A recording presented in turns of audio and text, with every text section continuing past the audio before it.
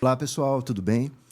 Hoje nós vamos falar sobre um tema de extrema relevância. Nós vamos falar sobre o emagrecimento, como que nós podemos emagrecer de maneira saudável, qual é o limite da tentativa de emagrecer, o que é a compulsão alimentar, o papel das canetas emagrecedoras, quais os riscos das reposições hormonais. E para isso nós trouxemos um especialista, o Dr. João Fernandes. Ele é médico psiquiatra e também especializado em medicina do esporte. Tem uma trajetória de vida muito legal. Ele já trata desse tema, de pessoas que precisam desse cuidado há muito tempo. E temos a honra aqui de receber o Dr. João Fernandes. Obrigado pela presença, João. Muito obrigado a você. Muito obrigado a você por me receber. Tá? Então, como o Ricardo falou, meu nome é João Fernandes, eu sou psiquiatra, sou também formado em medicina do esporte. Eu, assim, desde que eu sou pequeno, eu tenho uma trajetória de vida que é muito envolvida pela obesidade.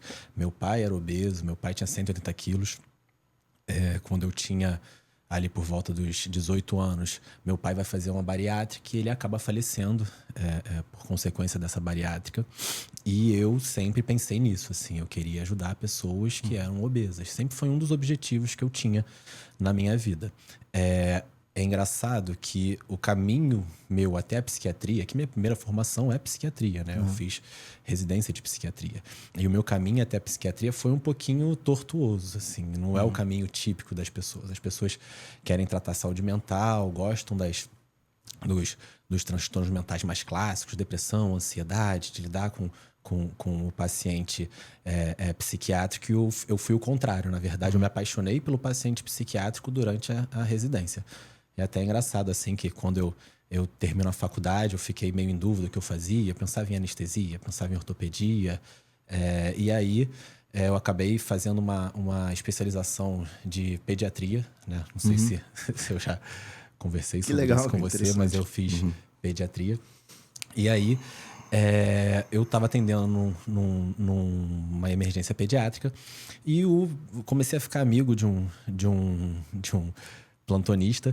E ele era psiquiatra. E aí ele começou a conversar de psiquiatria comigo. Meu pai era psicólogo. Sempre tive essa coisa de saúde mental na minha infância e tudo. Eu falei, por que não psiquiatria, né?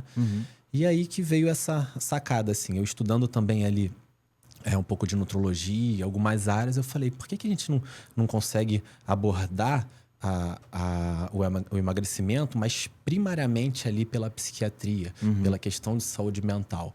Eu acho que esse know-how que eu vou ter em psiquiatria, ele é muito mais importante, muito mais difícil de eu conseguir. Essa foi a minha ideia, eu não estou falando que isso é um fato, tá? É uma opinião minha.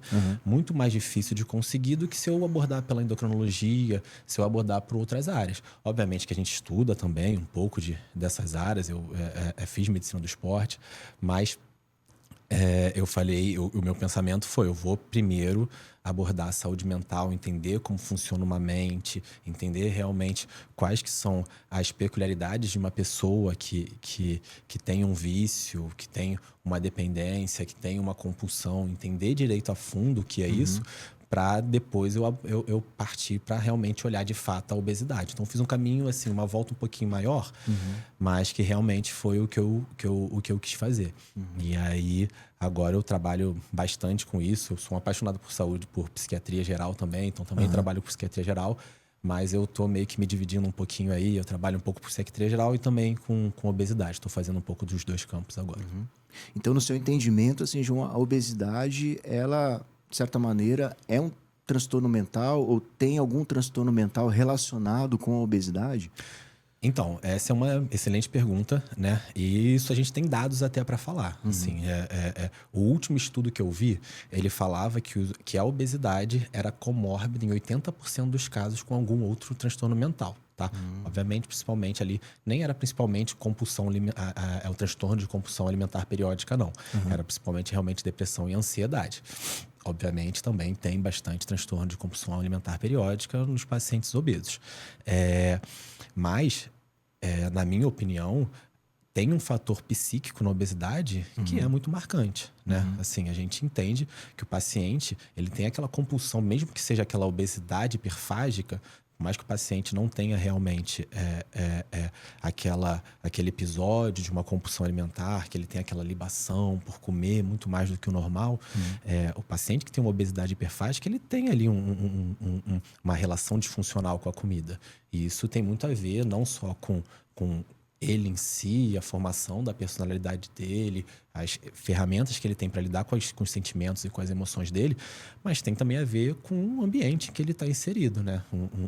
Uma casa obesogênica, né? Assim, foi onde eu nasci. Meu pai era obeso, minha mãe também tinha uma questão, minha mãe não era obesa, mas minha mãe também assim, não tinha uma alimentação tão apropriada. Meu maior exemplo era meu pai. Eu segui o exemplo dele em quase tudo. E era muito estimulado. Eu lembro que quando eu era pequeno, eu não queria comer. Eu era o contrário. Só que era visto como... Você deve ter, talvez, pegado isso na sua infância, que quem come muito é o maioral. Era bonito comer muito. Porque o seu primo, ele bate um pratão e tal. E você ficava naquela competição de quem come mais. Então, assim, isso é muito estimulado. É muito socialmente aceito, né? É bonito uma criança que come muito. Só que isso pode virar um transtorno. Eu lembro uma situação que acontecia comigo na minha infância, que o meu presente de aniversário, um dos presentes, era ir num restaurante lá que eu gostava e poder comer à vontade. Era assim, ó, eu passava o ano inteiro sendo tolhido de comer. Você não pode comer que você tá gordo, você não pode comer que você tá acima do peso, você não pode... Mas aí chegava no meu aniversário, eu tinha essa permissão. E aí o que acontecia? Comia até passar mal.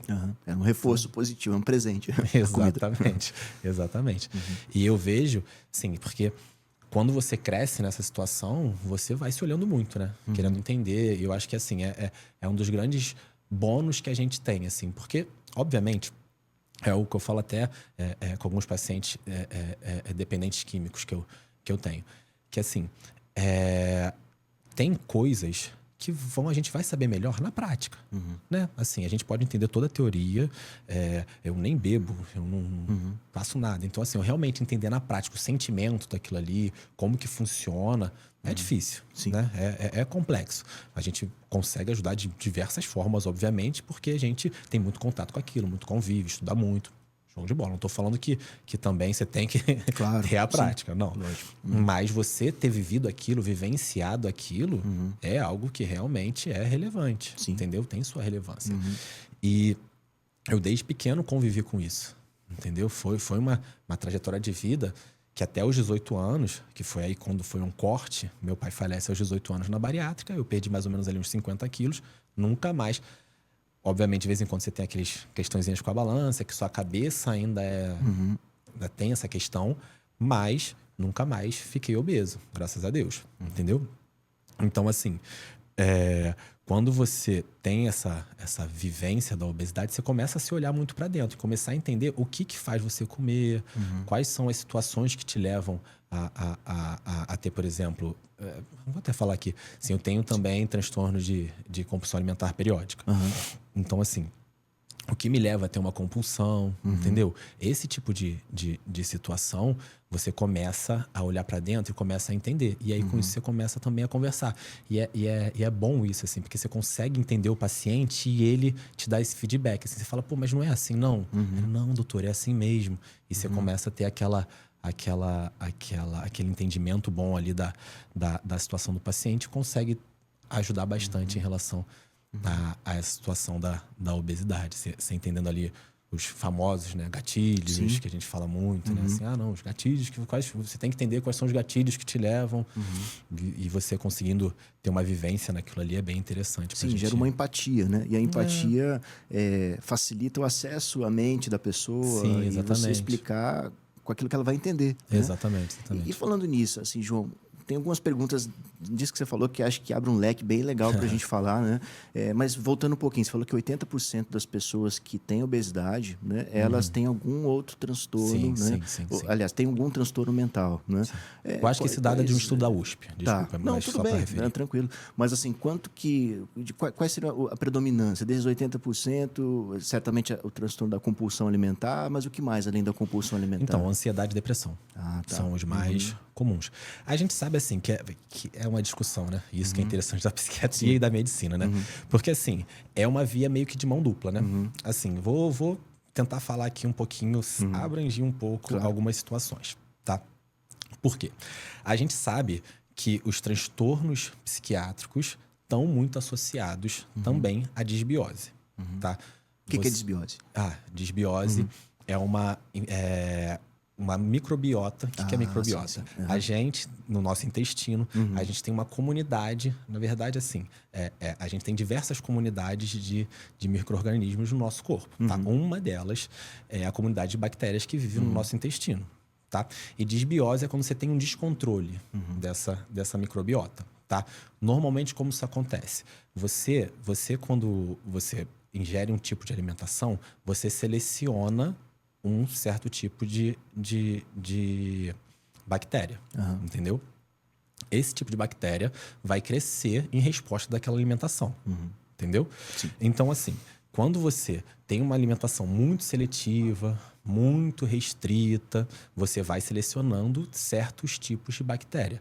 E o que é bom pra gente, pra nossa saúde intestinal, pra nossa microbiota, tá? Eu falo microbiota aqui, mas o interessante mesmo é a gente falar de microbioma. A diferença da microbiota para microbioma microbiota é a quantidade não, é a qualidade ali, quais são os micro-organismos que você tem, quais são as bactérias que você tem no seu intestino. Tipos, né? Microbioma são essas bactérias junto com tudo que elas produzem e tudo que aquilo ali interfere no nosso organismo. Porque tem uma ligação muito íntima entre o intestino e o cérebro, mas a gente fala um pouco mais pra frente sobre isso. A microbiota, ela tem esse reforço pela sua ingesta de alimentos, né? Então, assim, o que a gente vê como sendo o melhor dos mundos para uma microbiota saudável? Você tem uma alimentação variada, tá? Em teoria, a maioria dos estudos adere à dieta mediterrânea, né? E fala que o pior tipo de dieta é a ocidental. Entendeu? Ocidental, né? Assim, que é repleta de fast food, de processados. Embutidos. Né? Exatamente, embutidos. Então, assim, essa microbiota, ela vai responder a esses alimentos que você está ingerindo. Então, se você ingere alimentos variados, você não consegue fazer nenhuma população predominar muito. E aí você tem uma variedade de microbiota muito interessante, entendeu? Quando você acaba selecionando, você vai ter uma seletividade e que normalmente, obviamente, que tem variedades, isso que tem sido muito estudado, é uma área que eu acho muito interessante exatamente porque é uma área nova e que tem sido muito estudada, que aí você vai começando a ver quais são os tipos de bactérias que fazem bem. A gente vê que bactérias que produzem ácidos graxos de cadeia curta, como o butirato, são bactérias que realmente são benéficas. O butirato é um anti-inflamatório potente. Aí você vê que existem bactérias que realmente estão associadas mais a determinados tipos de doença. A gente percebe que doenças psiquiátricas, depressão, ansiedade, até esquizofrenia, bipolaridade, elas estão associadas a um certo tipo de uma certa característica ali das bactérias e pacientes saudáveis têm uma outra característica, que é uma pluralidade maior, tá? A gente percebe isso principalmente nessas doenças psiquiátricas que eu falei, dor também, fibromialgia, síndrome do intestino irritável. Essas pessoas, assim, que têm os transtornos mentais, alguns deles específicos, elas tendem a ter uma microbiota específica, mais selecionada e não tão diversa quanto uma pessoa que não tem o transtorno. E, em geral, sim, tá? E aí, onde eu queria chegar? Foi uma volta grande pra você, onde eu queria chegar. Que que a gente pode pensar de duas formas. Isso é porque a disbiose ali, que é esse descontrole, essa qualidade ruim da microbiota, ela tá gerando a doença mental, é uma possibilidade. Não gerando, né? Mas sendo os fatores causais. Eu conheço gente que realmente, alguns pesquisadores bons da área, que eles acham que realmente disbiose pode causar depressão. É uma possibilidade. Sim. Tá? Não estou falando que é um fato, mas é uma possibilidade. Estudo, né? Ou é o contrário. A gente sabe que a alimentação de pacientes que têm ansiedade, pacientes que têm depressão, até por conta de medicamentos que a gente usa muitas vezes, paroxetina, olanzapina, que a gente usa no paciente esquizofrênico, mas a gente também usa amplamente em outras morbidades aí psiquiátricas, a gente entende que isso realmente pode gerar esse aumento de peso, esse ganho de apetite, e aí pode ser uma via de que a doença psiquiátrica está gerando obesidade e está gerando a disbiose. Assim, o que a gente tem que entender tem uma relação íntima ali, tá? Até no próprio autismo, assim, a gente entende que tem uma relação íntima entre a disbiose e aquele transtorno. Agora, A causa e o efeito. A causa e efeito a gente ainda não tem muito bem Mas que a relação estabelecida. existe. Existe a relação. A gente percebe que as pessoas que têm esses transtornos, até Alzheimer mesmo, assim, a gente percebe que o paciente com Alzheimer,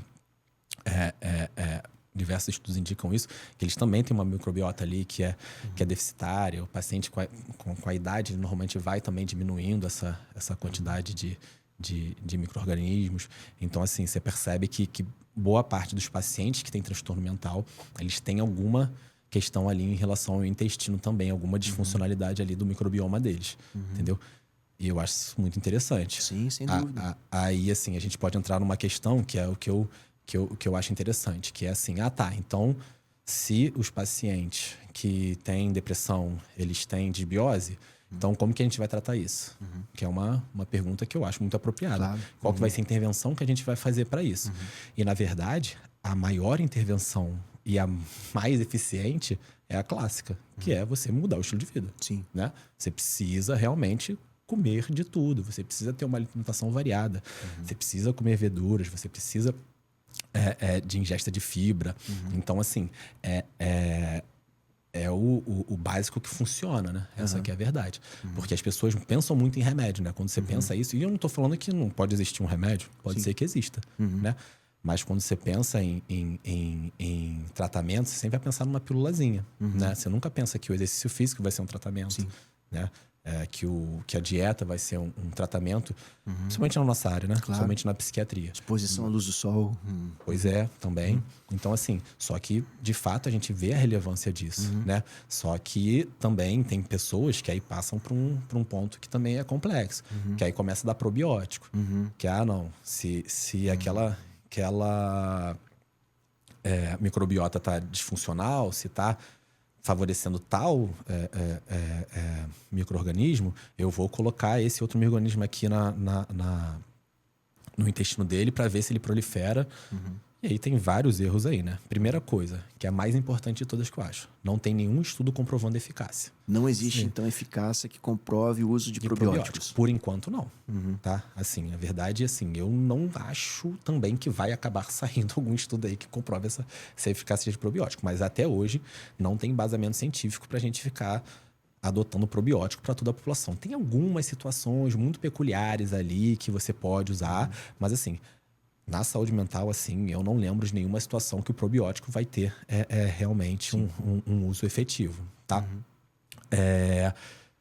E tem riscos, né? Porque, assim, você pode realmente sujeitar aquela pessoa a um hipercrescimento bacteriano ali e dar algumas questões ruins até pro paciente. Então, então, assim, não é aquela coisa assim, não, mas mal não vai fazer. Não é tipo um ultrassom, assim, que as pessoas às vezes fazem por fazer, entendeu? Assim, mal não vai fazer, então vou dar probiótico, mal não vai... Não, pode fazer mal sim. Então, assim, a gente tem que ter uma segurança e embasamento científico para fazer qualquer coisa, né? Claro. Assim, não é porque na teoria é bonito, e na teoria é bonito. Na verdade, é assim. O uso de probiótico, na teoria, é bem interessante. Se você pensar, logicamente, até parece razoável você falar, não, essa microbiota aqui está deficitária em tal bactéria, vou botar ela, né? Só que aí tem duas situações. Primeira situação, que a gente acabou de falar aqui. O que vai fazer essa microbiota crescer? A alimentação. Então, de que adianta você botar essa microbiota aqui que cresce bem com tomate? Estou inventando aqui. Sim. Se você está comendo nugget. Então, assim, não vai servir de nada. Sim. Né? Você corrige de um lado e prejudica do outro. Você não está fazendo nada. Você está botando a microbiota ali, mas você não está dando substrato para ela. São bactérias, elas precisam de substrato para crescer. Né?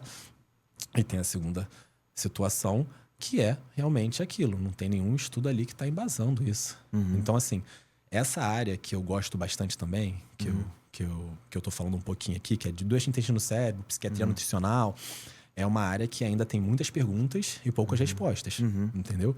Mas é algo que eu acho que mais pra frente a gente vai começar a ter respostas. Sim. E já existe até, ainda não no Brasil, mas fora, já uma entidade, já, né? Uma associação da psiquiatria nutricional, né? Que tem um embasamento científico, né? Que cada vez cresce mais, né? Sim. Tem coisas mais assim, básicas que a gente sabe em relação a magnésio, em relação à vitamina D, vitamina B12 ali, que são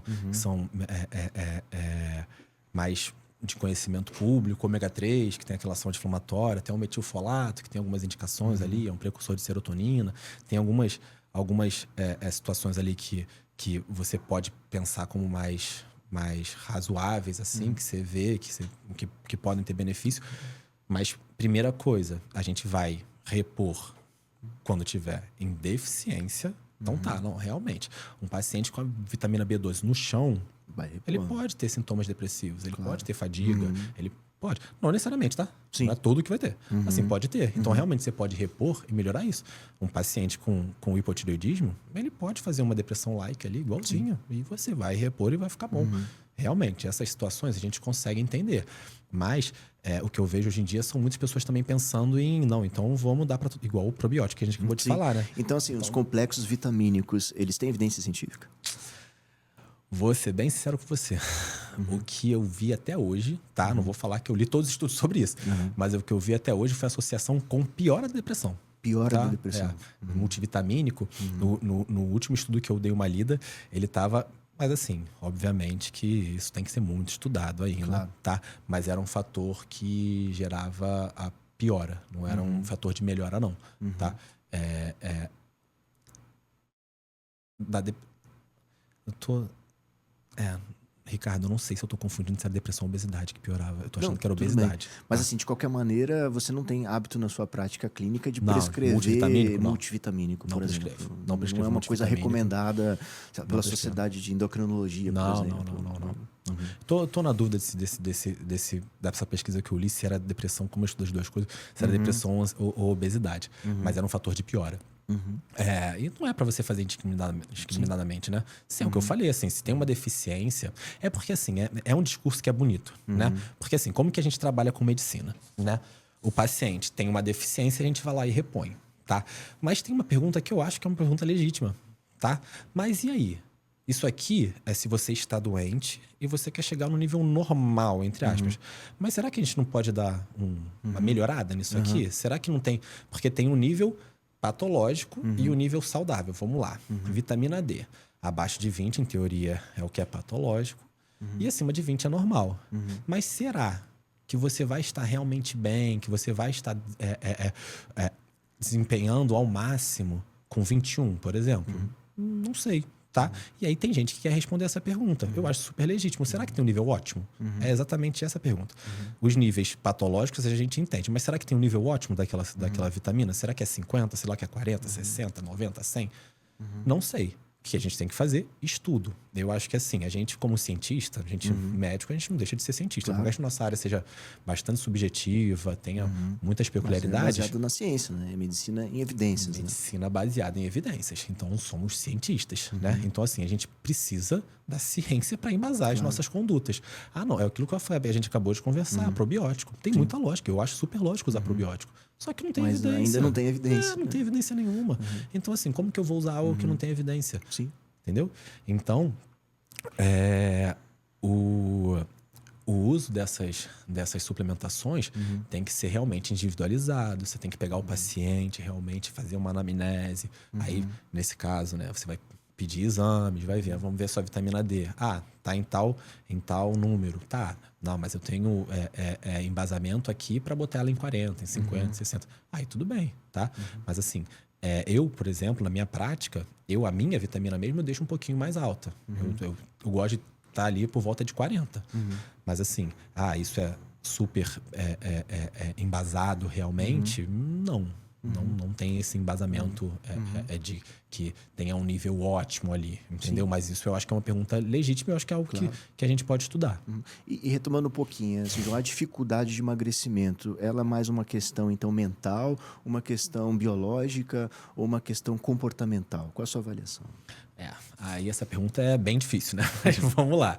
Porque, assim, é muito multifatorial, né? A gente entende que o emagrecimento, ele vai ter muitos fatores que vão estar ali dificultando ou facilitando ele.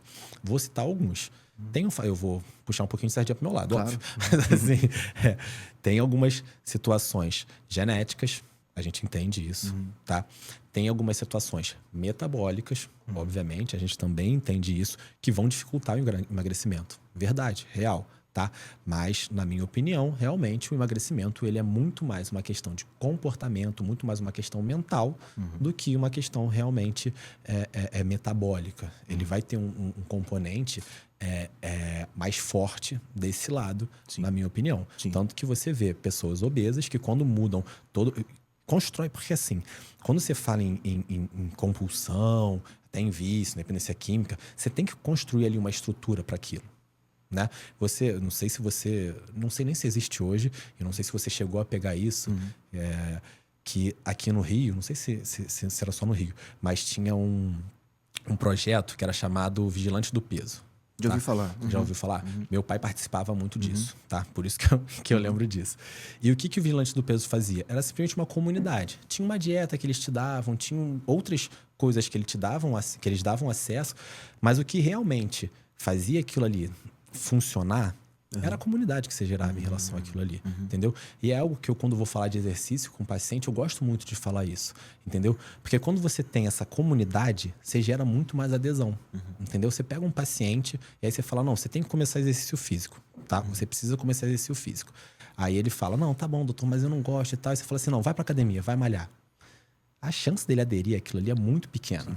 Entendeu? Por quê? Porque ele vai um dia sozinho, aí fica lá com o fonezinho de ouvido dele, não conhece ninguém, aí volta, aí... E assim, é difícil, realmente. Assim, a gente entende que emagrecimento, exercício físico são atividades que muitas vezes que elas demandam muita energia, né? Então, assim, são atividades que muitas vezes são difíceis, né? Assim, o emagrecimento em si, ele precisa que você tenha toda uma estrutura para ele. Você precisa estar ali com uma disciplina muito importante, porque é aquilo também que eu converso com meus pacientes. Você pegar e querer emagrecer tudo em 10 dias, não vai funcionar, entendeu? A motivação, ela ajuda. Mas assim, você vai ter que ter uma certa disciplina ali de entender que você vai fazer aquilo ali basicamente todo dia, que você também não é para ter aquele comportamento de tudo ou nada, de que, pô, não, eu saí da dieta, então eu vou largar a mão. E aí, isso é muito comum em paciente obeso, esse comportamento de tudo ou nada. Que eu saí da dieta, então hoje eu vou me despedir. Eu acabei de comer um docinho, hoje eu vou me despedir, vou comer tudo e na segunda eu volto à dieta. Então, assim, que lembra um pouco até a dependência química de droga, né? Lembra um pouco a Eu dependência química. Vou me internar para parar de usar droga e hoje vou fazer a despedida. Exatamente. É bem parecido. Então, para mim, esse fator comportamental, ele é muito mais importante. Porque a gente vê, quando você pega e você bota medidas que interferem muito no metabolismo, que interferem muito em diversas outras situações e não interferem nesse âmbito social, nesse âmbito comportamental, a taxa de sucesso não é tão grande. Bariátrica.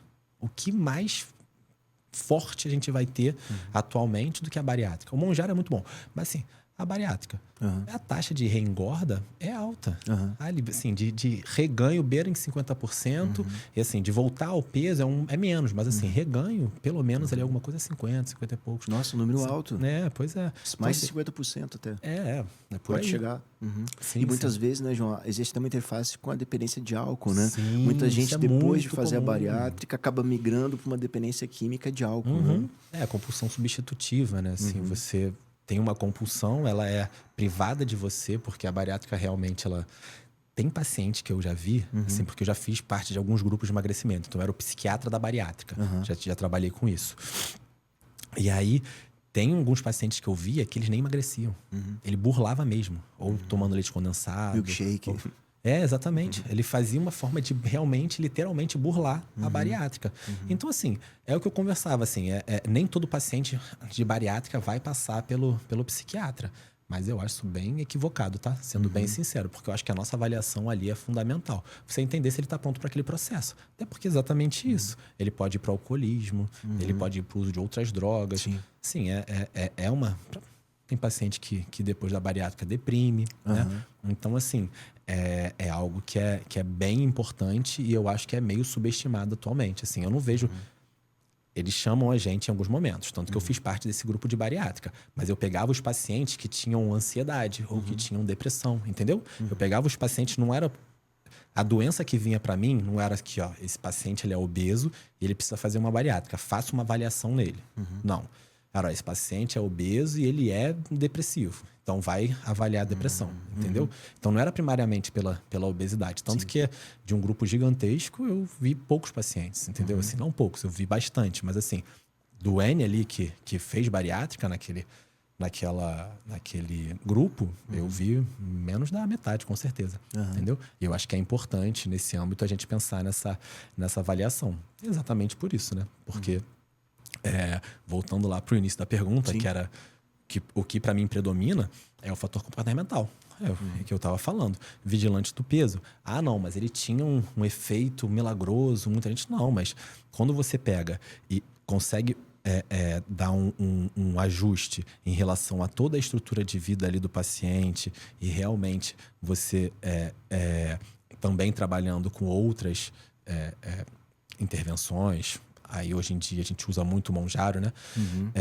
O paciente, normalmente, ele tem um resultado. Se você usa só o Monjaro, boa parte dos pacientes não tem resultado. Entendi. E, muitas vezes, quando tem, é um resultado que ele não é mantido, né? E existe, assim...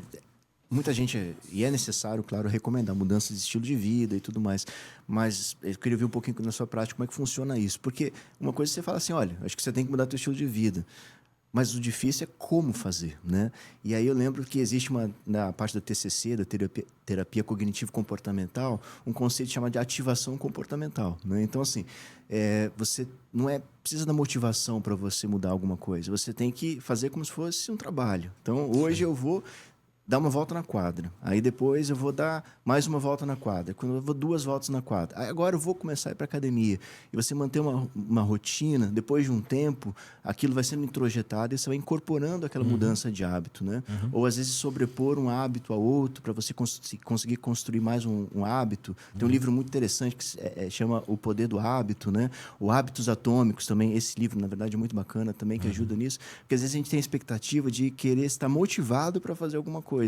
Mas a motivação, quando vem, a gente vai fazer mais, né? Mas não precisa da motivação, né? Para mudar. A motivação é curta, né? Essa questão do hábito é até uma questão que é interessante, né? Porque as pessoas tentam, né, estabelecer como que você vai criar um hábito, quantos dias demoram para criar um hábito. Sim. E, na verdade, assim, a gente não tem nada disso bem estabelecido. Eu, durante muito tempo, quando era pequeno, eu ouvia em 21 dias fazendo uma coisa, aquilo ali vira um hábito. Era uma coisa meio, sabe, mágica, assim. Número... Faça 21 dias, era o cabalístico. Mágico, isso. Faça 21 dias que você nunca mais para de fazer aquilo na vida. A gente sabe que não é bem assim, né? Mas é exatamente isso. Eu acho que o que gera aderência são essas duas coisas que eu estava falando. Primeiro, uma satisfação.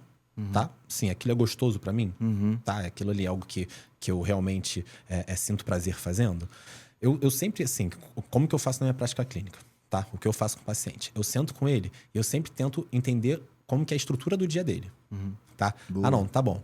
Vamos aqui, fazer a sua rotina. Que horas você acorda? Eu acordo tal horas. Que horas você trabalha? Com o que você trabalha? Se o trabalho é muito estressante, não é muito estressante? Tudo isso aí a gente conversa, né? E aí eu tento realmente, que é o que eu falei, assim... Emagrecimento é muito estratégia, entendeu? Porque assim, se você não tiver uma estratégia muito bem elaboradinha, se você fizer uma dieta... Porque assim, é exatamente essa a questão.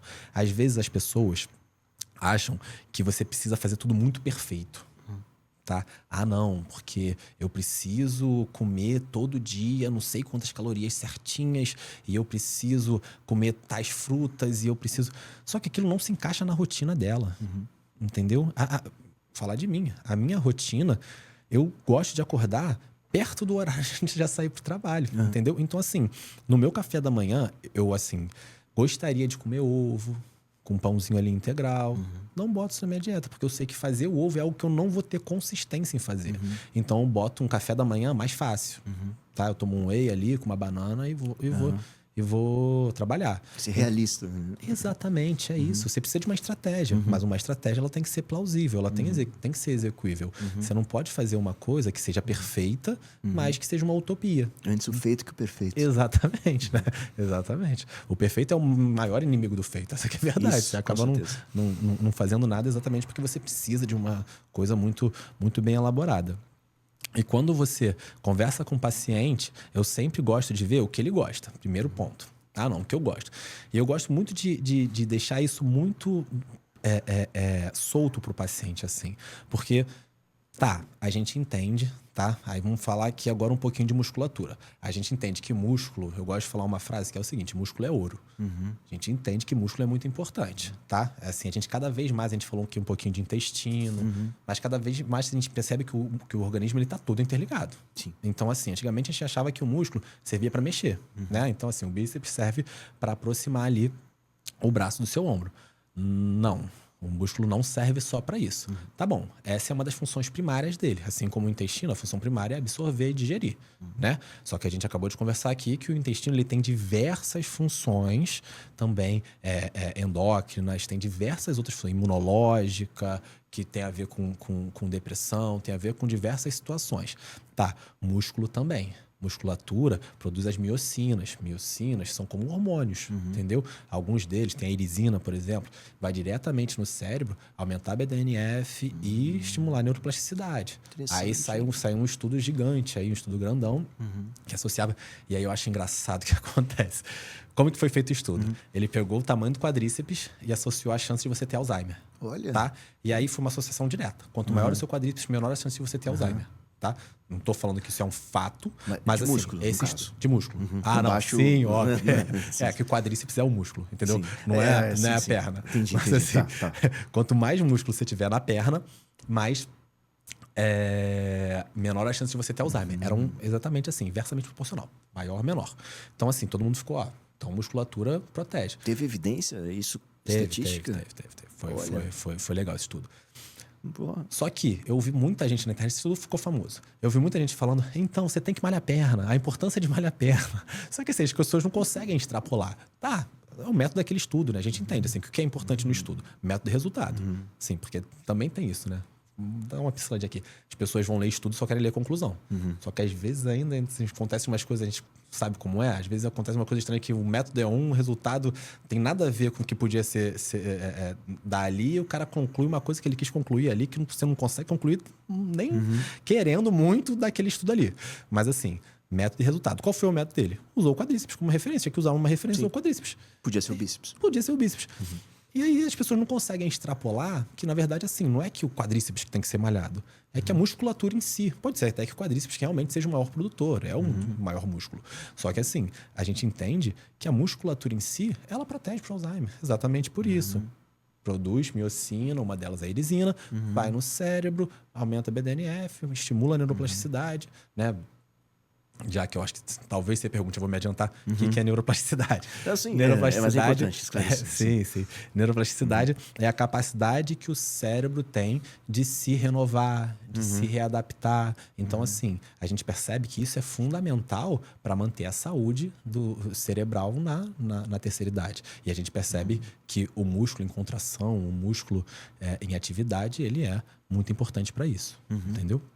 E o músculo é um grande investimento, principalmente para a fase idosa, né? Para além de tudo isso, além do Alzheimer, que você está esclarecendo aí, muito legal essa informação, tem a questão também da funcionalidade, né? Porque depois de um determinado tempo de vida, de uma determinada idade, a gente começa a ter uma perda cada vez mais progressiva e significativa de músculo. E aí, quanto mais músculo nós cultivamos aí ao longo da vida, claro, de maneira saudável, né? Estamos falando para ser o Mr. Olímpia, Sim, mas não, assim, claro. né? Aí vai chegar um momento depois na fase idosa que você vai consumir esse músculo que você cultivou ao longo da sua vida, né? Como é que funciona essa relação assim?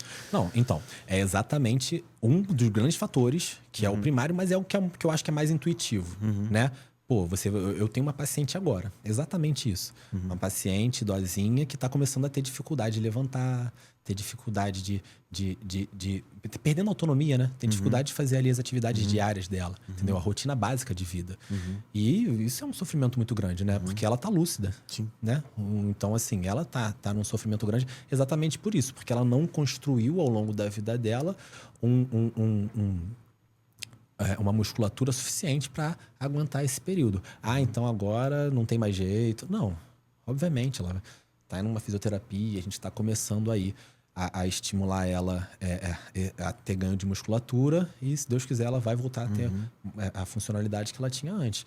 Mas, assim, esse é o efeito mais direto, né? O paciente perde funcionalidade e muitas vezes acaba deprimindo por isso também, né? Porque é um sofrimento muito grande quando você se vê naquela situação de que antes você conseguia ter uma autonomia, você conseguia ir no banheiro, fazer tudo, e agora você não consegue nem levantar da cadeira, né? Interessante, cara. Pode falar. O que eu ia falar é que eu acabei de lembrar aqui que eu esqueci de explicar como que eu fazia no meu consultório, né? Que você perguntou como que eu faço no meu consultório. Sim. É verdade, que eu acabei falando de musculatura e eu gosto de falar disso, eu acabei indo.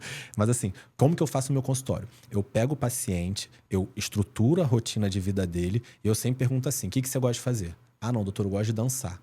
Beleza, vai dançar. Tá? Vai dançar. Ah, não, mas você não acha que o ideal seria eu fazer academia? Você não acha que o ideal seria eu fazer crossfit? Não, o ideal é você fazer qualquer coisa.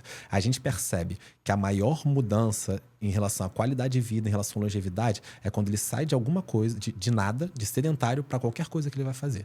Entendeu? Ah, mas a OMS, ela recomenda que seja pelo menos 150 minutos de atividade física por semana. Na verdade, assim, ela recomenda até que sejam 300, 1 hora, 5 vezes na semana. Mas, assim, o mínimo para a OMS são 150, meia hora, 5 vezes na semana. Só que é melhor ela fazer 3 vezes na semana o que ela consegue fazer do que ela não fazer nada. E é aquilo que você falou. Aquilo ali começa a virar um hábito. E quando você... E aí eu converso muito com eles em relação a isso que eu falei de comunidade antes. Que quando você pega uma atividade que é compartilhada, dança é uma delas. Hoje em dia tem grupo de corrida, o próprio crossfit. Na verdade, a grande sacada do crossfit eu acho até que é essa. Entendeu? É mesmo, que ele começou a crescer muito em relação à academia, que era exatamente isso, assim, você não tá sozinho, tá? A gente tá aqui com você. Isso gera aderência, porque você não vai, o seu amigo te manda uma mensagem, e às vezes são pessoas solitárias, entendeu? E aquilo ali ele vai virar um ambiente social para ele. Então, isso é muito importante. Eu acho que eu sempre converso sobre isso com o paciente. Eu falo assim, ó, academia é bom, tá? Porque é o que eu falei, músculo é ouro. Gosto muito de músculo.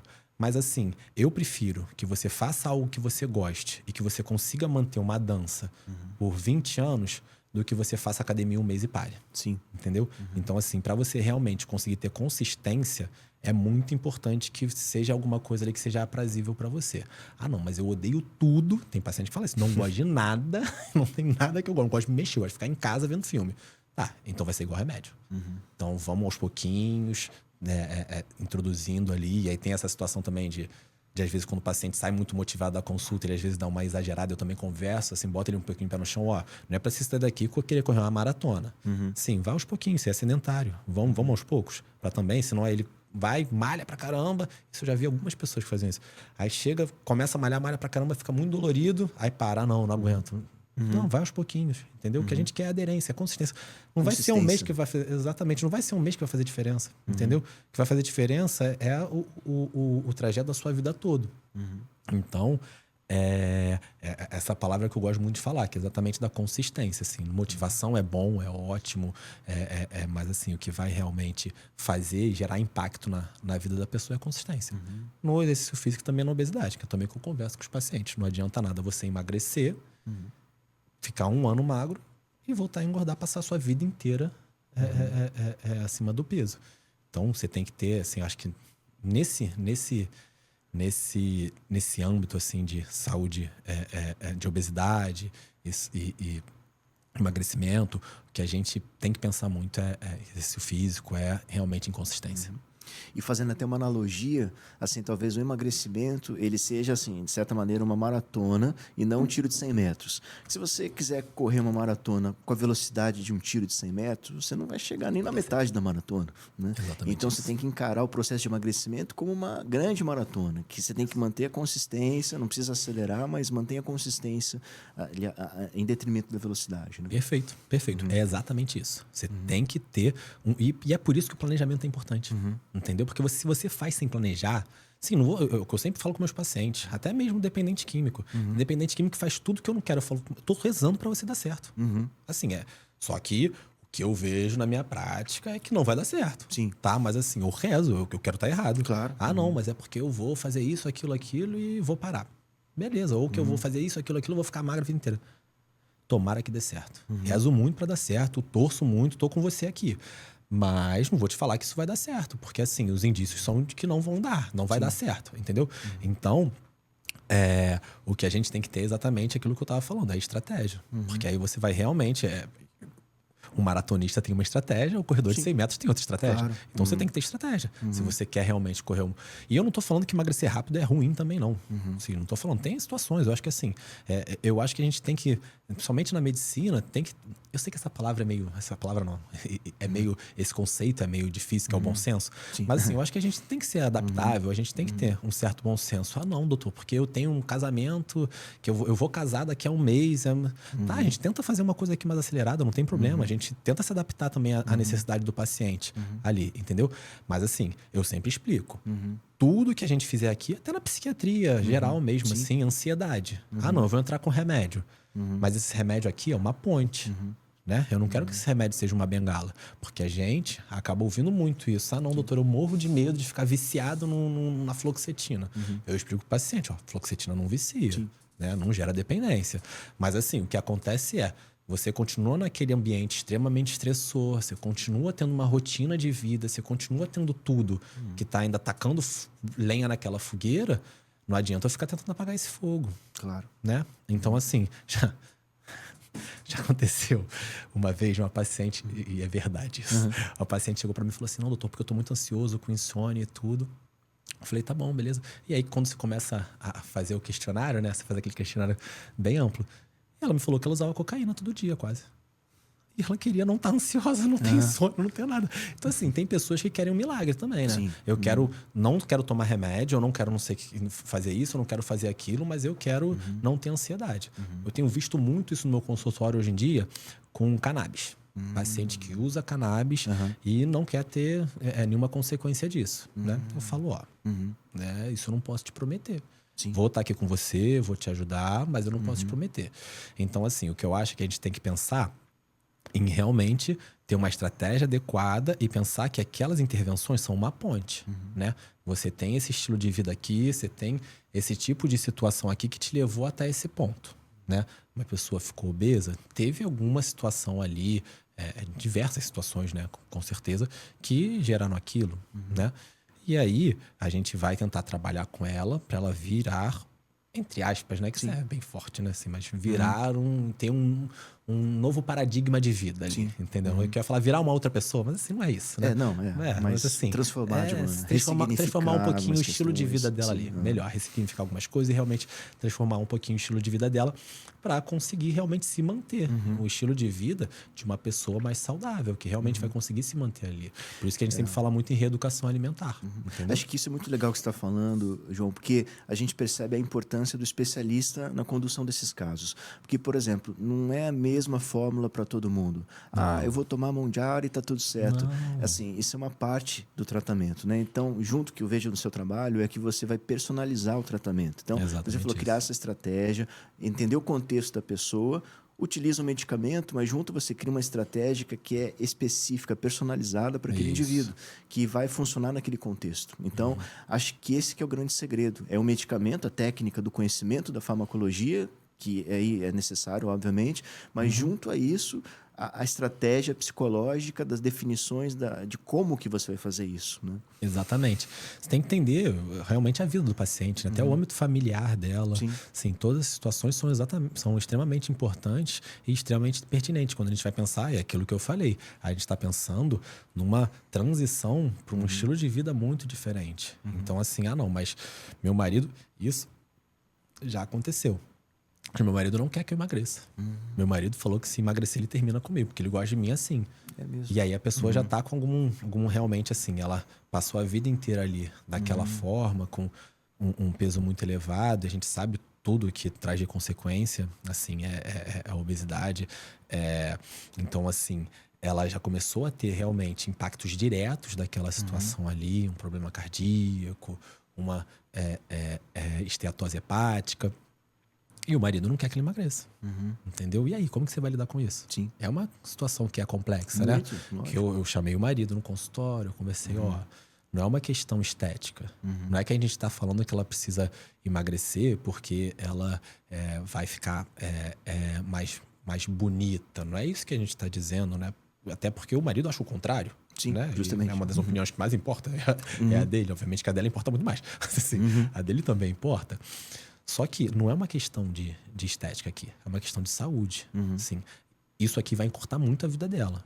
Vamos para esse caminho? E aí, realmente, porque ele tava tentando sabotar ela mesmo, literalmente. Nossa. Assim, ele tentava sabotar, que ele falou, não quero você magra. Então, assim, ele ficava... E é muito difícil, imagina. Você tá lá tentando emagrecer, a gente já sabe que mesmo com toda a ajuda já é difícil. Sim. Né? Já é um processo complexo. E aí, com uma pessoa que vai lá e... tu come chocolate, para de besteira. A gente percebe isso muito na psiquiatria também, né? Já muito. deve ter acontecido com você de...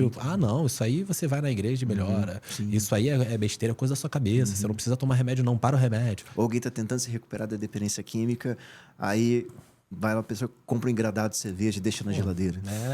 Exatamente. Então, assim, é isso. Se você tem ali um ambiente obesogênico, como a gente está falando aqui especificamente disso, mas você tem um ambiente ali obesogênico, você tem um ambiente que estimula muito aquilo ali, é muito difícil você conseguir, né? Então, por isso que a gente tem que ter esse olhar amplo, entendeu? Não adianta nada pegar, dar um Monjaro, tá? Tem paciente que nem responde tão bem a Monjaro, que nem emagrece com Monjaro, tá? Mas assim, boa parte realmente consegue ter uma perda ali interessante. Agora vão chegar novas canetas. A Retrato Tida daqui a pouco deve chegar no mercado. Já tem muita gente já usando ilegalmente, inclusive, mas enfim. Tem outras canetas que estão para chegar, né? Mas mesmo que seja uma caneta super potente, né? Se você não mudar o seu estilo de vida, tá? Você vai tomar a caneta, não sei, assim, talvez, né? Possa tomar a caneta a vida inteira. Tá, beleza, pode ser que essa seja uma opção. Mas normalmente não é o que a gente pensa, né? Sim, até porque, assim, são remédios novos, tem toda aquela questão de segurança também, assim. Não tem ninguém que tomou Monjaro por 40 anos pra gente saber as consequências do Monjaro por 40 anos, né? Todas as medicações que a gente surgem como novas, na verdade, quando ela vem pro mercado, também é uma fase de teste, né? Por que é tão entre aspas, tranquilo usar uma amitriptilina da vida? Porque é uma medicação muito antiga. Eu conheço que tem paciente que tomou anos a fio, e milhões de pacientes, e não teve nenhuma consequência que preocupa a gente, né? E as coisas mudam. Teve a famosa talidomida, né? Que em laboratório era ótima. Quando você bota na prática tem várias questões. Na nossa experiência... Efeito teratogênico, né? Exatamente. Que aí as crianças começaram a nascer com deformidade nos membros. Na nossa prática tem a buspirona. Buspirona surge em laboratório como um milagre. Não sei se você lembra disso. Como é? A buspirona, ela surgiu como uma molécula muito potente, que é realmente ser uma revolução na ansiedade. Entendeu? Que ela age na serotonina, né? Assim, sim. Às vezes a gente acha que é para tratar a ansiedade como se fosse um benzodiazepínico, mas ela tem um mecanismo diferente, né? Tem gente que acha que... Tem muita gente que usa como SOS. Isso. Pois é, até o efeito é demorado mais tempo. Exato. Demora uns 2 meses para começar a fazer. Sim, ela dá um pouquinho de sonolência. Tem alguns pacientes que relatam que essa sonolência que às vezes ela dá, nem todo paciente sente, mas tem alguns pacientes que sentem essa sonolência. E aí eles podem relatar ali na hora um pouquinho de uma acalmada. Mas lógica não tem muita pra gente usar ela como um SOS, né? Sim, ela é uma medicação que você usa igual porque ela é um agonista serotoninérgico, que eu lembro. E qual a história dela? Que você... Então, o que eu tava falando ela surge, quando ela vem pelo laboratório, ela vem como uma medicação muito eficaz, muito eficiente. E assim, a gente percebe na prática que não é. Essa que é a verdade. A gente às vezes usa no início ali uma densidade fraca. A gente sabe que ela tem um lado bom de ter poucos efeitos colaterais. Não impactar na sexualidade. Isso, tem umas vantagens em relação principalmente a isso, a efeitos colaterais. Só que ela não é eficaz. Sim, ela não é que não é eficaz também, né? Tô sendo muito forte com ela. Mas assim, ela não tem a eficácia que a gente esperava, assim, porque em laboratório ela respondeu muito bem. E quando a gente bota para realmente uso humano, a gente percebe que na prática ela não é tão eficaz assim. Então, assim, existem essas situações. Então é isso, assim, isso é uma coisa que eu sempre converso com meus pacientes. O melhor medicamento é aquele, em geral, do meio do caminho, assim, que você já tem uma certa experiência na utilização, mas que também não é muito antigo. É que eu falei da amitriptilina, mas eu quase não uso amitriptilina, né? Por quê? Porque a gente vê que tem remédios mais novos, mais tecnológicos.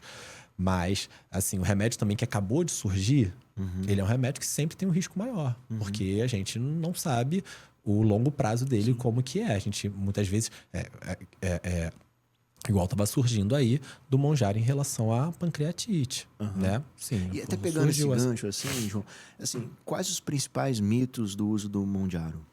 Então, o principal mito, que é mais ou menos um mito, que também não é muito um mito não, mas é o que eu falei, é algo que a gente consegue remediar, é o mito do rebote. Você vai ter um rebote, não vai servir de nada. Eu vejo muito paciente falando isso.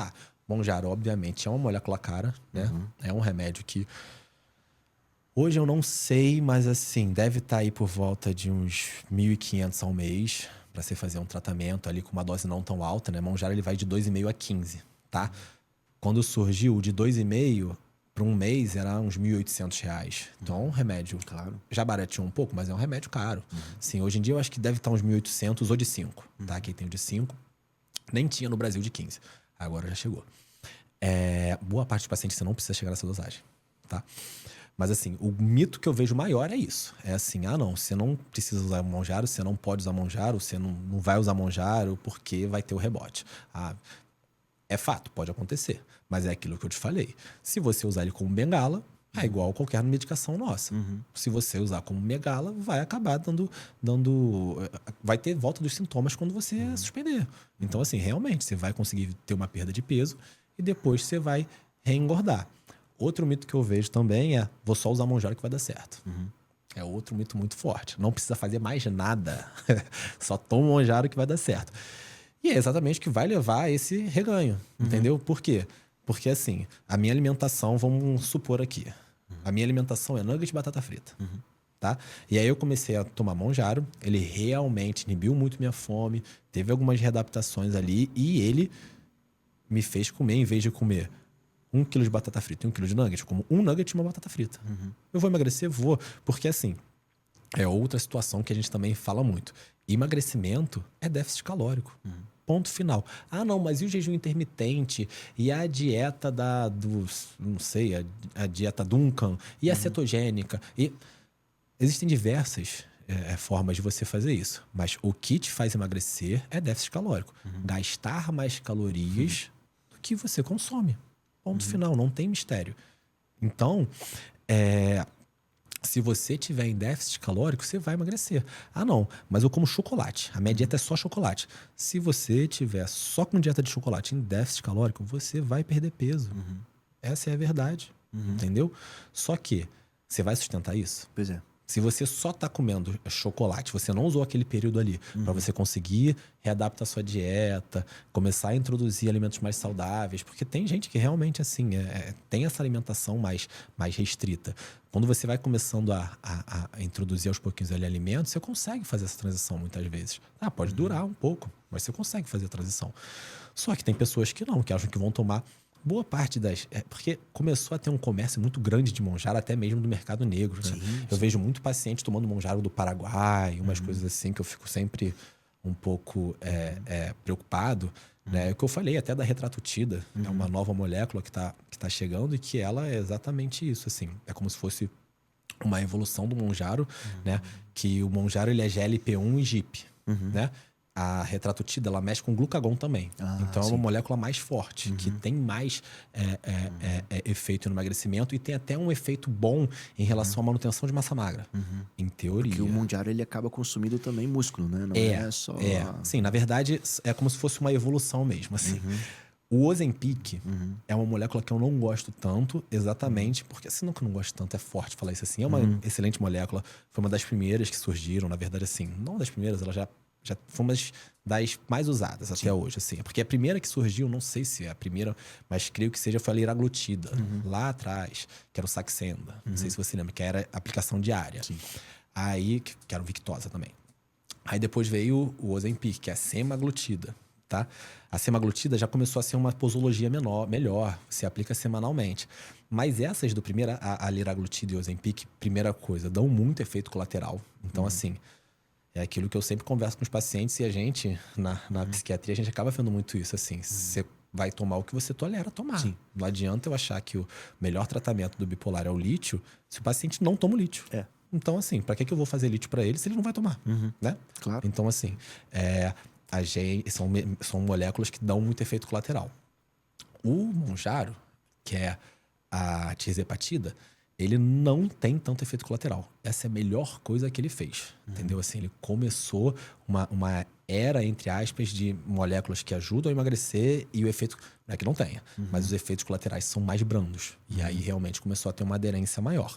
Tirando que também é mais efetivo, né? Na verdade, assim, são todos incretinos miméticos e eles foram aumentando. Antigamente era só GLP-1 que eles mexiam. Aí Mounjaro agora é uma incretina de GLP-1 e GIP, aí agora molécula com glucagon. Então, assim, eles vão associando ali para conseguir afetar mais áreas possíveis que ajudam no emagrecimento, né?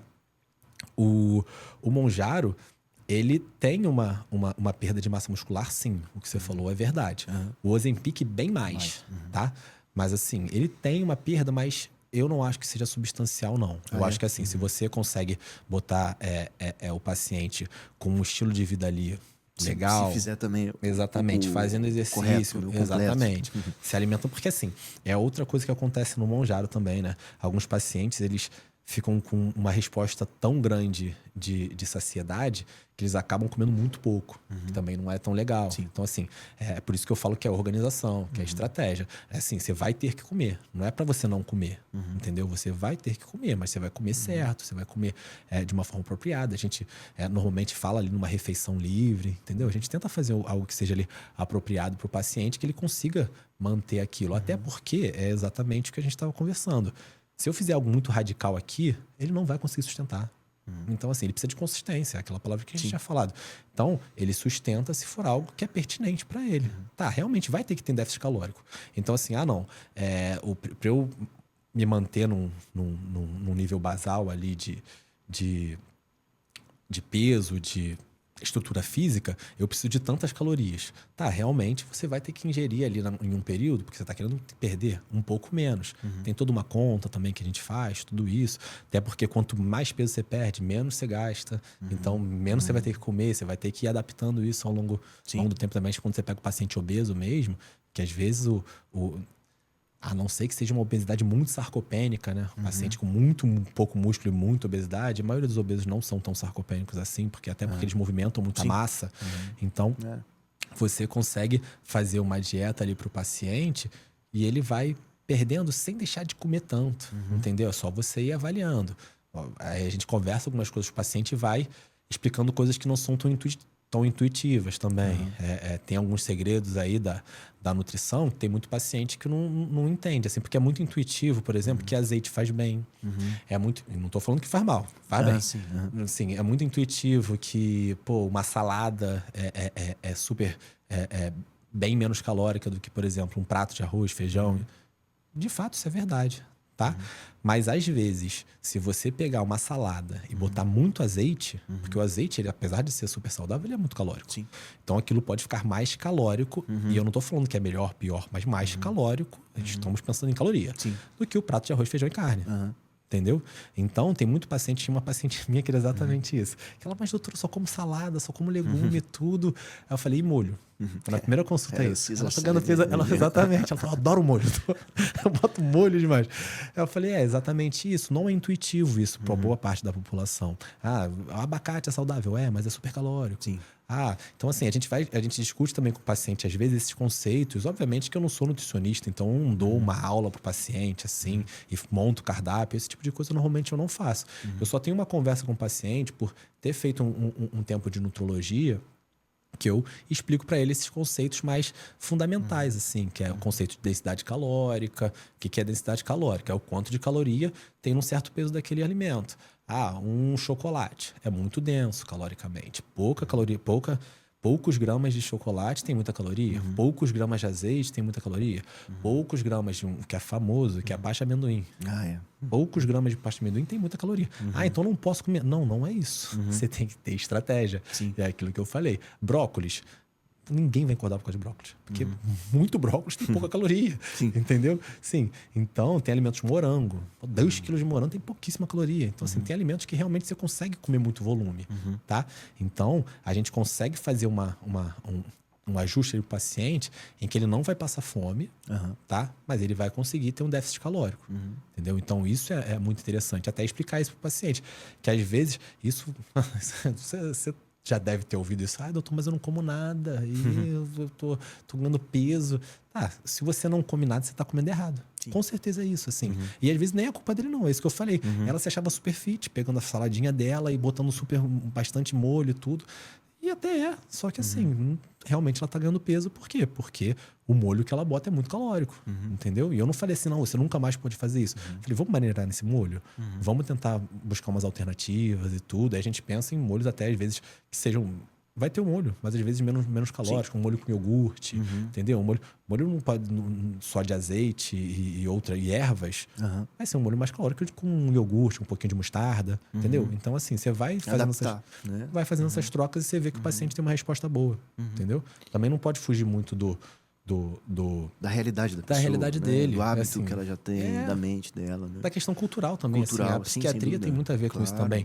Assim, se eu pego um paciente chinês, ele vai ter uma cultura ali alimentar, entendeu? Você pega um paciente americano, é outra, entendeu? Então, assim, você tem que saber se adaptar a isso também. Sim. E, assim, João, quando utilizar o Mondiaro? Então, a gente pensa em diversas situações que a gente vai poder usar o Monjaro. Eu vou falar aqui um pouco da situação clássica e já vou também abrir porta para puxando sardinha para o nosso lado, até para umas áreas que a gente pode usar que ainda não tem nenhuma, que seria off-label, tá? Como assim? Que ainda seria off-label, mas que a gente já fica assim antenado, pensando que pode sair alguma coisa aí, porque tem alguns estudos que já estão dizendo sobre tudo, nada muito embasado ainda, mas tem coisa já surgindo nessa área, né? Vamos lá. Um paciente obeso, tá? Que realmente não é... Porque também tem muito que tem acontecido isso, assim. É o paciente que tá um pouquinho acima do peso, é aquela influenciadora fitness que ganhou 2 quilos no carnaval e usa o Monjaro para perder esses 2 quilos. Não é esse o caso que a gente deve usar, tá? Tá sendo muito usado, tá? Não vou falar também, a gente não pode fingir aqui que essas coisas não existem, né? Assim, tá sendo muito usado. Em teoria, é errado, não é o certo. O certo realmente são pacientes obesos que têm indicação, tá? Pacientes obesos, muitas vezes que já estão com alguma consequência da sua obesidade, tá ali de lipidêmico, tá com realmente um quadro mais complicado, aí a gente lança a mão da medicação, entendeu? Mas, realmente, o que a gente vê hoje em dia é um uso meio indiscriminado, né? Qualquer paciente que queira perder peso, seja para ganho estético mesmo, ou porque tá obeso, ele acaba usando a medicação. Mas se você fosse ver a indicação clínica, realmente são nos casos de obesidade. Entendi. E voltando ainda, retomando o que você falou no início da porcentagem, que acho bem surpreendente, 80% das pessoas com obesidade têm algum transtorno mental associado, né? E dentre eles, os principais é a compulsão alimentar, os transtornos da compulsão, né? O que é a compulsão alimentar? Então, na verdade... Não era o que mais era comórbido, não. A compulsão alimentar, o transtorno de compulsão alimentar. A depressão e a ansiedade até eram mais. Apesar de compulsão alimentar também tá muito ali envolvido. Mais ou menos as 3, né? Mas assim, o transtorno de compulsão alimentar, na verdade, ele tem toda uma característica específica. Porque isso também é muito comum. É outra coisa que a gente ouve. Doutora, eu não consigo parar de comer um docinho. Eu não consigo parar de mastigar. Então, assim, a gente vai ter que definir 3 coisas, tá? Vou tentar simplificar a situação. O paciente que é obeso hiperfágico, ou seja, come demais, né? Hiperfagia é comer demais. Nada mais é do que isso. Então, o paciente com obesidade hiperfágica é aquele paciente que ele costumeiramente come mais do que ele deveria. Entendeu? Do que ele poderia, né? Deveria não, poderia. Acho que é a palavra melhor. Então, assim, ele no café da manhã, em vez de ele comer um pão, ele come 3. No almoço, em vez de ele comer um prato de arroz e feijão, ele vai comer muito mais ou come muito errado, entendeu? Assim, costumeiramente está comendo mais calorias do que ele deve. E essa é a obesidade hiperfágica, tá? Ele come mais do que ele deveria. Tem um paciente que tem um beliscamento, que é aquele que tem o hábito de estar sempre mastigando alguma coisa, comendo alguma coisa, tá? E tem o paciente que tem a compulsão realmente alimentar. Muitas pessoas que têm ou beliscamento ou obesidade hiperfágica acham que tem compulsão, tá? Não que não seja uma compulsão, porque na verdade assim, a gente percebe que o transtorno de compulsão alimentar é mais um impulso do que de fato uma compulsão, né? Mas assim, é porque, que eu lembre, o nome veio do inglês e a gente traduziu meio de uma forma não tão apropriada. Entendeu? Mas o transtorno de compulsão alimentar periódica é quando o paciente, ele tem num curto período de tempo, aí a gente bota aí por volta de 2 horas, uma ingestão muito superior a uma pessoa, do que uma pessoa nas mesmas características ali dele teria naquele tempo. Ele tem que ter uma sensação de perda de controle, tá? E ele tem que ter alguns comemorativos, tá? Que é comer mesmo na ausência de fome, ter, entre aspas, vergonha depois, ter uma sensação ali de sentimento de menos-valia, uma questão em relação a essa ingesta. Comer escondido, muitas vezes ele também faz isso distante também tem a ver com esse sentimento, né? Mas assim, distante das outras pessoas por vergonha dessa situação. Comer até se sentir desconfortavelmente cheio, tá? Muitas vezes o paciente fica com dor abdominal mesmo. E também tem a questão de comer mais rápido do que o normal. Então, assim, o paciente para ter... E tem também o fator de periodicidade. Isso tem que acontecer pelo menos uma vez na semana por 3 meses. Então, assim, não... eu fiz uma vez na semana por 1 mês e não fiz mais, não é transtorno de compulsão alimentar periódica. Aí a gente fala que, na verdade, é um transtorno alimentar especificado, né? Assim, não chega a ser o transtorno, mas é um transtorno alimentar, né? Ele teve diversos critérios para aquilo, mas só não teve o critério de frequência, né? Então, o transtorno de compulsão alimentar, na verdade, periódica, na verdade é mais um impulso por comer muito num espaço curto de tempo, entendeu? Uma sensação ali de descontrole mesmo, entendeu? Que é muito diferente desses outros 2 casos. Ele é bem comórbido com obesidade, mas não necessariamente e são 2 vias assim, não necessariamente todo obeso tem transtorno de compulsão alimentar periódica e não necessariamente todo paciente com transtorno de compulsão alimentar periódica é obeso. Sim. Entendeu? E qual a relação, dentro da compulsão, qual a relação do Venvance para o tratamento da compulsão alimentar? Sim, cada vez mais a gente pensa nas moléculas que a gente pode pensar aí para tratar esse transtorno, que é o transtorno de compulsão alimentar periódica. A que a gente usava há mais tempo, que tinha alguns estudos, era o topiramato. A gente usou um bom tempo o topiramato, que é uma droga que tem boa resposta até. Só que aí entra na questão que a gente conversou até aqui há pouco tempo, que é a tolerabilidade. Sim. Topiramato tem aquela questão cognitiva ali que muito paciente não tolera bem, né? Que ele se sente meio, entre aspas, falando em uma linguagem mais popular, meio avoado, assim, fica meio aéreo. Então, o paciente muitas vezes não tolera o topiramato. Quando você vai aumentando dose, então, porque às vezes com 25 ali, dosezinha baixa, ele já sente, né? Então, quando você vai aumentando, e eu não desgosto de topiramato, não. Eu uso, tá? Mas assim, tem paciente que não tolera bem. Tem paciente que também não sente nada. E aí é bom. Tem paciente que não tolera bem. A gente vê que, atualmente, a droga principal que a gente usa é o Venvance. Aí a gente tem que... Medicina, né? Tem que pensar no custo-benefício. Um paciente super ansioso e tudo... Será que o Venvance vai dar uma questão aí em relação à ansiedade? Vai piorar essa ansiedade? Não vai. Então, vai ter uma boa resposta em relação à compulsão alimentar periódica. Realmente é o melhor tratamento que a gente tem aí atualmente é o Venvance, tá? É o que eu mais gosto. Mas também a gente está pensando aí, de repente... Mas aí eu não estou falando que isso é algo que realmente é estabelecido, é off-label. A gente vê que o Mounjaro também tem ajudado. Entendeu? Assim, na minha prática, eu vejo alguns pacientes que respondem bem com o Mounjaro. E assim, tenho ouvido também até relatos de algumas pessoas que têm utilizado o Mounjaro e que também têm associação com transtorno de dependência química. Existe alguma relação do Mounjaro com a dependência química? Então, na verdade, assim, a gente tenta extrapolar, né? Assim, a maioria dos estudos que fazem essa relação são estudos com a semaglutida, né? Que é com o Ozempic, que é o anterior. Mas já tem alguns estudos legais, tá? Demonstrando uma certa melhora no alcoolismo, no paciente que tem um transtorno por uso de álcool, tá? Dá para extrapolar? Tem que ter estudo. A gente não tem como dar uma certeza, uma afirmação assertiva aqui. Tem lógica. É aquilo que a gente conversou antes. Tem toda uma lógica. Eu acho que vai. Tá? Assim, o que você acha? Eu acho que vai ajudar bastante. Eu acho que o Mounjaro vai começar a entrar na saúde mental também. Agora, é fato? Não. A gente precisa ter estudo ainda. Ainda está em estudo. Não tem nenhum protocolo. Ainda é off-label. Você pode usar off-label, entendeu? E aí, quando a gente usa off-label, é aquela situação. Nada tá dando certo e tudo. A gente vai para uma medida heróica ali. A gente pode fazer essas tentativas. O que eu falei de Mounjaro no paciente, na verdade, eram pacientes obesos que eu usei o Mounjaro e ele relata a melhora da compulsão também. Entendeu? Mas foi um efeito indireto ali. Eu não tratei compulsão alimentar com transtorno compulsão TCAP, né? Não tratei TCAP com Mounjaro, na verdade. Eu tratei obesidade, um paciente que tinha TCAP, e ele relata, doutor, realmente melhorou, não tive mais episódios e tudo. Então, assim, pode ser que realmente tenha a ver. Assim como teve paciente que também não teve resposta. Mas aí a gente tem que ver, fazer estudo para ver se realmente vai ter uma indicação e aí vai entrar nos protocolos ou não. Mas o meu feeling é de que é uma medicação que vai ajudar nisso aí, sim. Interessante.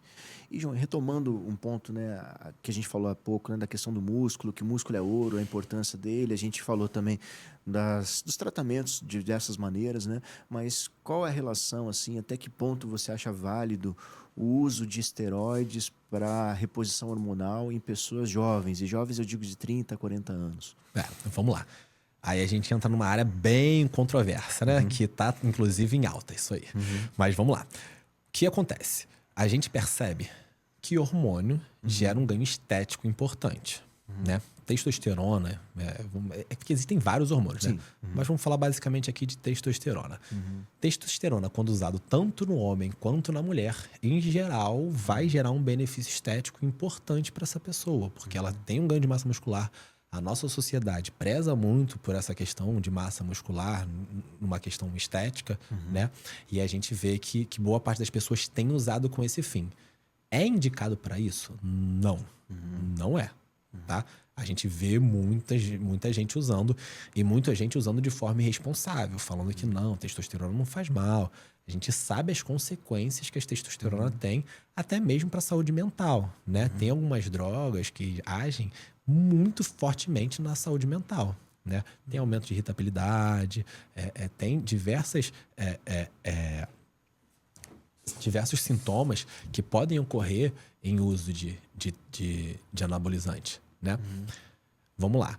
Quando que a gente pensa que o paciente realmente vai ter indicação? Aí a gente volta lá quando a gente estava falando de reposição também dos micronutrientes, de vitamina D, e que a gente estava conversando aí de psiquiatria nutricional. Quando o paciente está em déficit, o paciente está em hipogonadismo, ele também tem um risco aumentado cardiovascular, né? Se ele tem... Um homem está com 50 de testosterona, ele está também com risco aumentado. Não é só a sensação de... Não são só os sintomas que ele vai ter, que é fraqueza. Ele tem um risco aumentado também. Então, realmente, repor é ideal, tá? Para você manter numa faixa terapêutica. Em média são 200, assim, o mínimo. O mínimo de testo de um homem é mais ou menos 200. Mas você tem que manter numa faixa terapêutica. Manter ali até 900, tá? Ah, não. Porque ele tá com o hipogonadismo, também vou botar a testosterona dele de 3.000. Também não é assim, entendeu? Então, assim, você manter a testosterona na faixa terapêutica, de fato, vai trazer benefício pro paciente, tá? E aí é benefício realmente de saúde, de longevidade, de qualidade de vida, tá? Se você tá fazendo dose suprafisiológica, tá? Você realmente pode dar isso, é comum, dar uma sensação de bem-estar para o paciente. Realmente isso pode dar, isso acontece.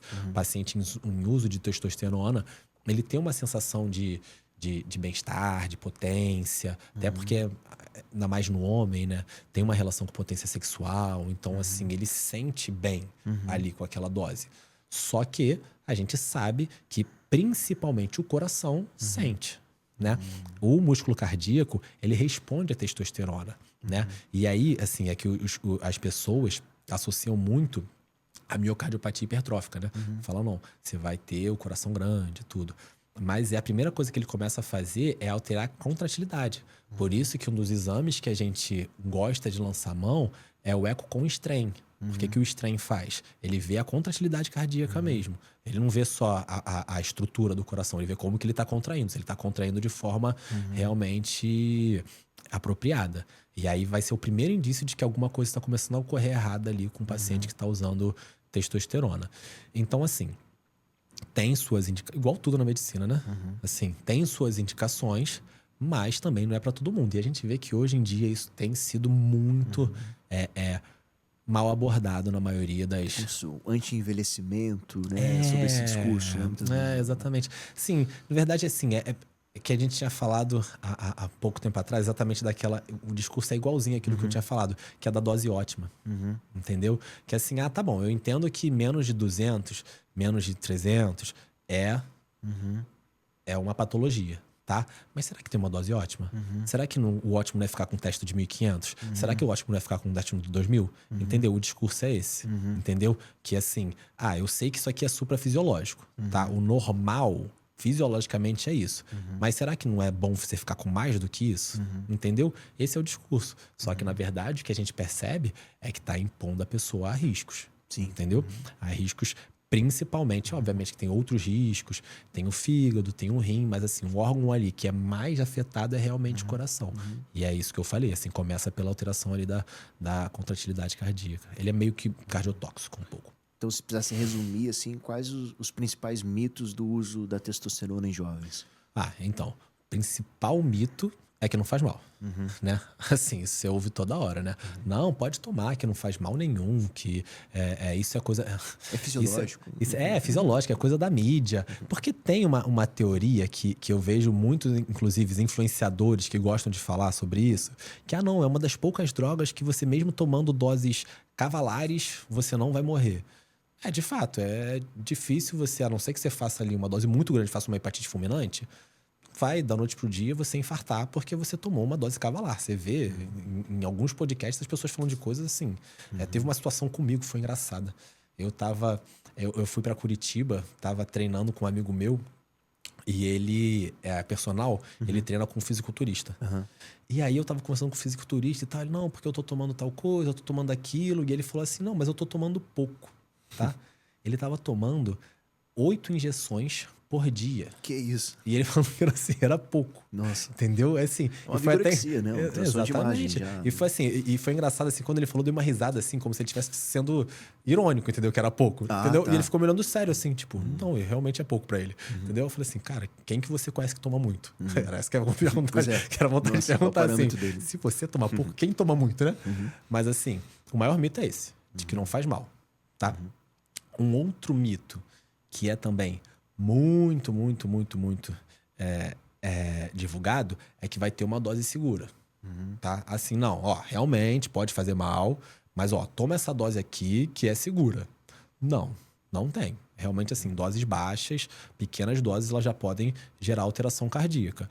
Tem um outro mito também do outro lado, que também tem gente que fala como se fosse a pior coisa do mundo, né? Assim, não, você vai chegar perto e acabou, você tá fadado a morrer. Não é assim, entendeu? Se você uma vez já tomou e a gente consegue estruturar ainda ali uma rotina bem feita para você e tudo, obviamente que não em uso. Mas não quer dizer que não, com certeza você fez 1 ano de uso, sei lá, 1 mês, 2 meses, 1 ano... Você, a sua vida inteira tá fadada a ter uma vida menos longeva. Não é assim. A gente percebe que muitas vezes o paciente ele consegue, em uso crônico, assim, de longa data, eu acho que não tenho essa plena certeza. Mas assim, a gente consegue reverter aquelas situações, entendeu? Não é uma coisa que você usou, é um destino fatal. Exatamente. Então, assim, você consegue remediar aquelas situações e se o paciente, depois de um tempo, começar a levar uma vida mais saudável e tudo, muitas vezes não tem nenhuma consequência, tá? Sim, pequenas consequências, vamos lá, tá? Mas o uso crônico do jeito que está sendo feito hoje em dia é um uso que realmente é complexo e que é isso, né? Assim, tem a ver com vigorexia, como você falou, tem a ver com diversas situações aí dessa pressão que a gente tem estética na nossa sociedade, né? E caminhando assim para o final, João, assim, na sua prática clínica, qual o caso sobre emagrecimento que mais te marcou, assim? Então, tem um caso que realmente me marcou muito. Porque a gente falou um pouco daquela situação em relação ao vício e a comida, né? Assim, a comida pode ser um vício, não pode ser um vício. Mas pode gerar dependência, não pode gerar dependência. Sim, isso é uma discussão que existe na psiquiatria, que eu acho super interessante, né? E teve um paciente que ele me trouxe exatamente algo que é sobre isso, né? Era um paciente que ele fazia uso de cocaína, tá? Ele, durante boa parte da vida dele, fez uso de cocaína. E ele interrompe o uso de cocaína e ele ficou obeso. E aí ele me fala exatamente essa frase. Ele fala assim, doutor, eu acho muito engraçado. Por quê? Porque a mesma coisa que me levava, ele falou exatamente assim, a coisa que me levava para usar a cocaína, eu sinto para comer. Assim, o empuxo que eu tenho ali é igualzinho. E aí isso acendeu uma coisinha na minha cabeça. Eu falei, pô, interessante isso que esse paciente está falando, né? Que assim, obviamente que a gente não está falando de comida, não é aquela coisa que não, o açúcar vicia mais do que várias drogas. Não é disso, não é nisso que eu tô entrando.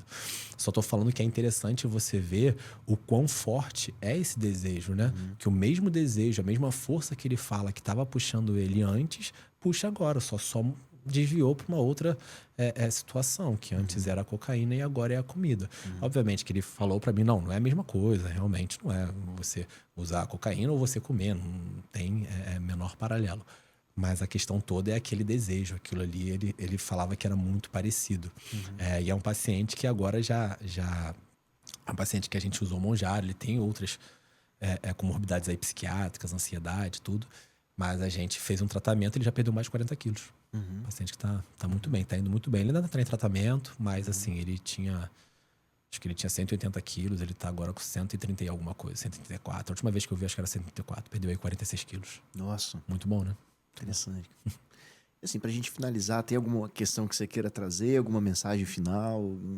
Alguma reflexão? Não, foi um prazer estar aqui. Eu acho que assim, o que fica realmente dessa nossa conversa, eu acho que é essa questão da consistência. Eu acho que isso é muito importante, assim, a gente entender que o processo é um processo que é para ser duradouro. Então, você ser afobado, você querer fazer tudo de qualquer forma, achar que você consegue fazer sozinho, ou querer achar que tem uma fórmula mágica. Eu acho que tudo que a gente conversou permeia exatamente isso. Entender que o tratamento ele tem que ser individualizado, você tem que entender o contexto de vida da pessoa para a gente conseguir realmente ter um benefício ali em qualquer questão de compulsão, né? Compulsão por uso de qualquer coisa, assim. Você tem que entender o contexto que aquela pessoa está inserido. Acho que na psiquiatria, assim, você tem que entender o contexto que aquela pessoa está inserido, você tem que entender a cultura daquela pessoa e você tem que traçar uma estratégia que seja consistente, entendeu? Você não pode também ser uma pessoa que vai agir na base da utopia, né? Querer falar, não, então a gente precisa fazer aqui o melhor projeto do mundo para você. Tá, mas e se eu não sigo o projeto? Às vezes coisas simples, como uma questão financeira. Tá, vamos dar Mounjaro para você. Não, tá, doutor, mas eu não tenho dinheiro para comprar Mounjaro. Então já cai por terra o Mounjaro, né? Então, assim, a gente tem que entender o contexto da pessoa e realmente usar as estratégias que são apropriadas para ela, entendeu? Eu acho que o que fica é realmente isso, e isso é o mais importante, entendeu? É você conseguir, de fato, individualizar e dar ao paciente o que ele pode colher frutos realmente no futuro. E hoje você tem consultório particular, você atende online também? Eu tenho meu consultório particular, que fica na Barra da Tijuca, e eu atendo online também. Barra da Tijuca aqui no Sim. E hoje em dia a possibilidade de atender também outros estados, né? Online, porque as receitas digitais agora têm validade nacional, né? Sim. Já tem de paciente até dos Estados Unidos. É mesmo? Verdade. Interessante. Legal. Bom, João, muito obrigado pela presença. Obrigado a todos que acompanharam até aqui. E até a próxima. Valeu. Muito obrigado, Obrigadão, Ricardo. tá? Valeu, prazerzão. Obrigado. Valeu.